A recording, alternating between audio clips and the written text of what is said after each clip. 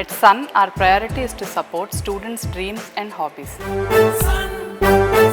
భరద్వాజ గారు, RC-17 చుట్టూ కొన్ని అపోహలు అనొచ్చు, లేకపోతే కొన్ని చక్కర్లు కొడుతున్నాయి. దానికి సోషల్ మీడియాలో ఒక పోరాటం జరుగుతుంది. సుకుమార్ గారు నిలదీస్తున్నారు. అంటే నిలదీయటం అంటే జనరల్గా ఆయన ప్రతి సినిమాకి ఇప్పటి వరకు ప్రారంభం నుంచి దేవిశ్రీతోనే వెళ్తున్నాడు ట్రావెల్. అవును. ప్రతి సినిమాలోనూ చాలా మెమరబుల్ నెంబర్స్ ఇచ్చి ఉన్నాడు ఆయన. ఇచ్చున్నాడు, జనాలకు చాలా క్యాచీ పాటలు వెళ్ళినాయి. ఆయన సినిమాలు ఇబ్బంది పెట్టి ఉండొచ్చు కానీ మ్యూజిక్ ఇబ్బంది పెట్టిన సందర్భం ఎప్పుడూ లేదు. ఈవెన్ జగడం లాంటి సినిమాలు దగ్గర పెద్దగా పెర్ఫామ్ చేయకపోయినప్పటికీ వన్ అయినా లేకపోతే ఈవెన్ ఆర్యా 2 కూడా 1తో పోలిస్తే అంత పెర్ఫామ్ చేయలేదు. అయినప్పటికీ మ్యూజికల్గా సినిమా బాగుంటుంది. అందుకని ఈవెన్ పుష్ప 2 వరకు చాలా మంచి మ్యూజిక్ అయితే ఇచ్చాడు, స్పెషల్ మ్యూజిక్ ఇచ్చాడు. సుకుమార్కి డెడికేటెడ్ దీంతో ఉన్నారు వాళ్ళిద్దరు.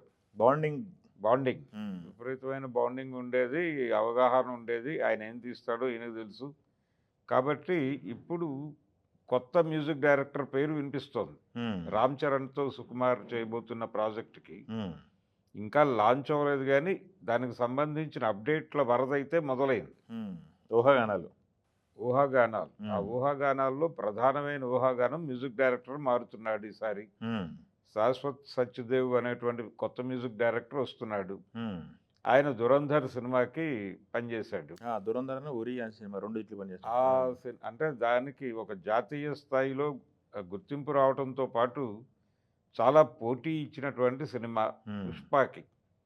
దాదాపు పార్ట్ 2 అయితే పుష్పాన్ని కొట్టేస్తుంది అని అనుకున్నారు కానీ కొద్ది తేడాలో ఆగింది. ఆ సినిమాకి పనిచేసిన టెక్నీషియన్స్ని కొందరిని ఈ ప్రాజెక్ట్లోకి తీసుకొస్తున్నారు. ఇది స్పెక్యులేషనా, అధికారిక సమాచారమా ఎవరికి తెలియదు. అధికారికంగా అయితే ఇంకా ప్రకటించలేదు. యూనిట్టో లేకపోతే సుకుమార్ గారే చెప్పాలి, లేదంటే ప్రొడక్షన్ హౌస్ నుంచి రావాలి.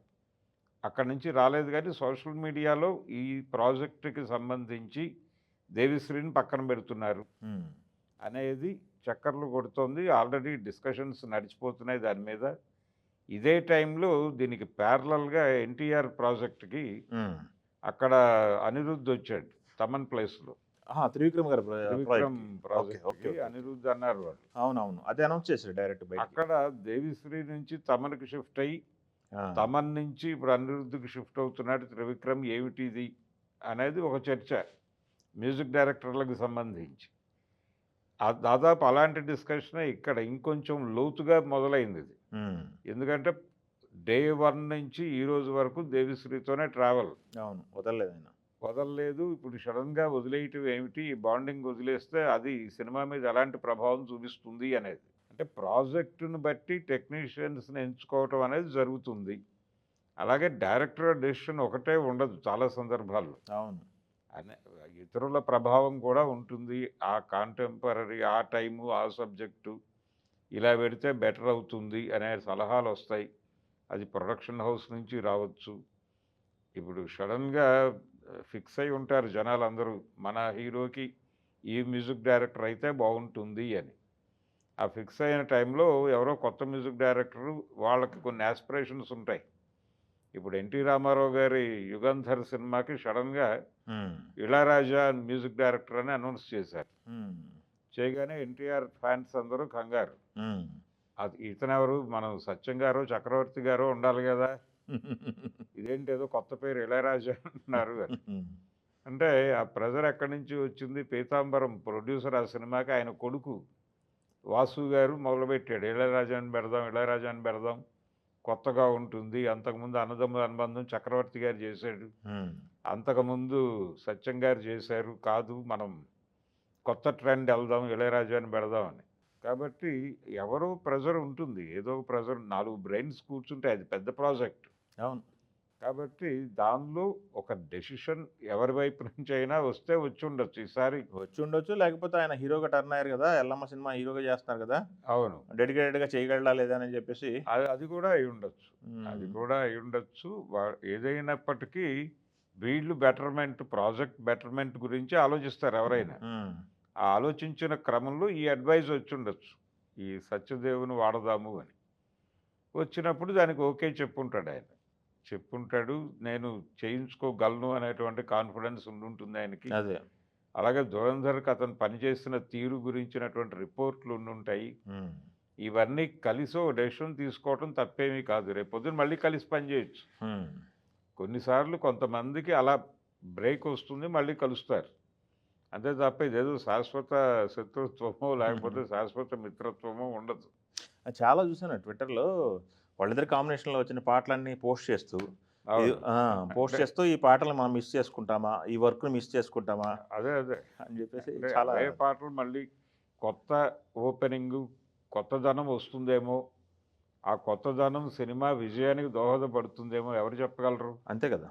ఒక టైంలో ఒక మ్యూజిక్ డైరెక్టర్ ఒక వెలుగు వెలుగుతాడు. ఆ తర్వాత అదే హీరో ఎందుకు రిపీట్ చేయలేదు అంటే దాని రీజన్స్ దానికుంటాయి. అవును. మణిశర్మ గారు ఇప్పుడు అక్కడ దాకా ఎందుకు?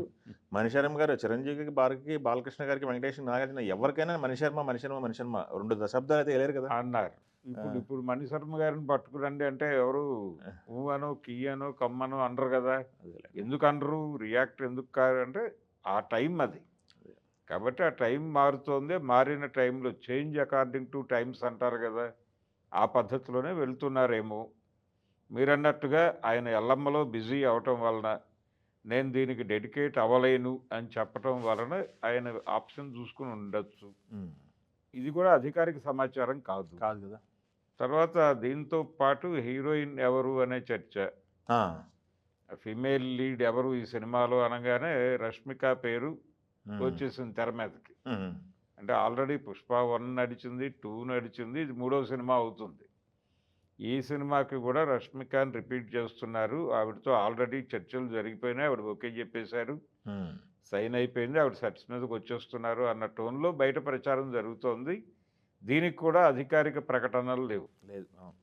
జస్ట్ ఇవి కూడా ఊహాగానాలు, సోషల్ మీడియాలో స్పెక్యులేషన్సే. స్పెక్యులేషన్స్ ఇంకోటుంది. సుకుమార్ గారు ఇప్పటివరకు ఒక హీరోయిన్‌ని రెండో సినిమాకి రిపీట్ చేయలేదు అని చెప్పేసి రిపీట్ మాట్లాడుతున్నారు. చేయలేదు. హ్మ్. అయితే రష్మికని అనివార్యంగా 1, 2లో నడపాల్సొచ్చింది. అది ఒకే అవును. సినిమాగా చూస్తే ఒక సినిమానే. అవును. 1, 2లుగా చూస్తే 2 సినిమాలు. హ్మ్. కాబట్టి అంతకు ముందెప్పుడూ అలా జరగలేదు. హ్మ్. అంతకుముందు ఏ సినిమాలోనూ జరగంది 'పుష్పకి' జరిగింది. అదే హీరోయిన్‌ని ఇప్పుడు రిపీట్ చేస్తారా అనేది చర్చ. హ్మ్. అక్కడేమో బ్రేక్ చేసినందుకు బాధ మ్యూజిక్ డైరెక్టర్‌ని. రొటీన్ మ్యూజిక్ డైరెక్టర్‌ని బ్రేక్ చేసి కొత్త మార్గంలో వెడుతుంటేనేమో పెయిన్. ఆ! ఫ్యాన్స్ దానికోసం పోరాటం చేస్తున్నారు సోషల్ మరి మీడియాలో. ఇక్కడ హీరోయిన్‌ని రిపీట్ చేస్తే పెయిన్ ఎందుకు? ఇది అదే. దాన్ని అభినందించినోళ్ళు దీన్ని అభినందించాలి గదా! అదే. అందుకని 2 స్పెక్యులేషన్సే. అధికారిక సమాచారం రావాలి అంటే జనాలు చాలా క్యూరియస్‌గా ఉన్నారు ఈ అవును. ప్రాజెక్ట్ కోసం. అవును. హీరో గారు కూడా ఏదో చిన్న మేకోవర్ అంటే బల్క్‌గా అయిన హీరో గారు లీన్ అవుతున్నారని చెప్పేసి ఒకటి 'రామ్ అవును. చరణ్' అదొకటి ప్రోగ్రామ్ నడుస్తుంది అంటున్నారు. ఈ సినిమా గెటప్ కోసం. గెటప్పుల ఆ! కోసం. గెటప్ చెక్ చేసుకోవాలి అని. అదే ఇవన్నీ చాలా కసరత్తు ఉంటుంది. ఇప్పుడు ఇమ్మీడియేట్‌గా కమర్షియల్ మాట్లాడే సినిమా అయితే ఇమ్మీడియేట్‌గా చేసే సినిమా అయితే కాదు. ఇప్పుడు కమర్షియల్ సినిమాకి సంబంధించినటువంటి గ్రామర్ చాలా మారిపోయింది. ఇదివరకట్లాగా కాదు. ఇదివరకు కమర్షియల్ సినిమా అంటే ఏదో క్యాజువల్‌గా ఏదో చిన్న స్టోరీ లైన్ అనుకునేవాళ్ళు. 4 పాటలు, 5 ఫైట్‌లు, ఒక 5 కామెడీ సీన్‌లు సెట్ చేసేస్తే కొత్తగా సరిపోయేది. హ్మ్. ఇప్పుడు అలా కాదు. హ్మ్. చాలా కష్టపడుతున్నారు కంపారిటివ్‌గా. ఆ రోజుల్లో కమర్షియల్ హీరోలతో పోలిస్తే ఇప్పటి హీరోలు పడుతున్నటువంటి కష్టం చాలా పెరిగింది. అంటే సినిమాకి బాడీలో కూడా వేరియేషన్ చూపించాల్సినటువంటి పరిస్థితి వచ్చేసింది. హ్మ్. దానికి సంబంధించిన కష్టాలేవో పడుతున్నారు వాళ్ళు. పడుతున్నారు. ఇవన్నీ అయిన తర్వాత గానీ ప్రాజెక్ట్ సెట్స్ మీదకి రాదు. హ్మ్. సో, ఇప్పుడు వాళ్ళు ఈ టైంలో పబ్లిక్ ఫంక్షన్స్‌లో కూడా కనిపించకూడదు అనే పరిస్థితి. అంటే అది రివీల్ అయిపోతుంది అని. హ్మ్. ఇదొక కండిషన్ నడుస్తోందిప్పుడు. కాబట్టి ఎవరికి వాళ్ళు గుంబనగా, ప్యాక్డ్‌గా ఎవరి ప్రాజెక్టుల్లో వాళ్ళు అలా ఉంటున్నారు. ఓకే. బయట ఏ పుకార్లు నడిచినా ఆళ్ళు పట్టించుకునే పరిస్థితుల్లో గూడా ఉండటం లేదు. ఓకే. అందుకని ఆయన డెడికేటెడ్‌గా ఉన్నాడు. చూడాలి ఔట్‌కమ్ ఎలా ఉంటుంది. ఔట్‌కమ్ గాదండి అసలు సెట్స్ మీదకొచ్చేటప్పుడు వాళ్ళు ఏ వివరాలు జెప్తారో హ్మ్. దాని మీద ప్రాజెక్ట్ ఊహాగానాలు ఆధారపడాలి. అదొకటి ప్లస్ రీసెంట్‌గా మనం చూసాం కదా! సుకుమార్ గారికి అవార్డ్ హ్మ్. రావటం నేషనల్ అవార్డ్ అవును. 'పుష్పకి' బెస్ట్ సంబంధించి. స్క్రీన్ ప్లే రైటర్గా ఆయనకు జాతీయ పురస్కారం దక్కింది. ఉమ్. ఇట్లా ఏదైతే ప్రఖ్యాతి వచ్చిందో దాన్ని నిలబెట్టుకునే ప్రయత్నం చేస్తాడు ఆయన. అది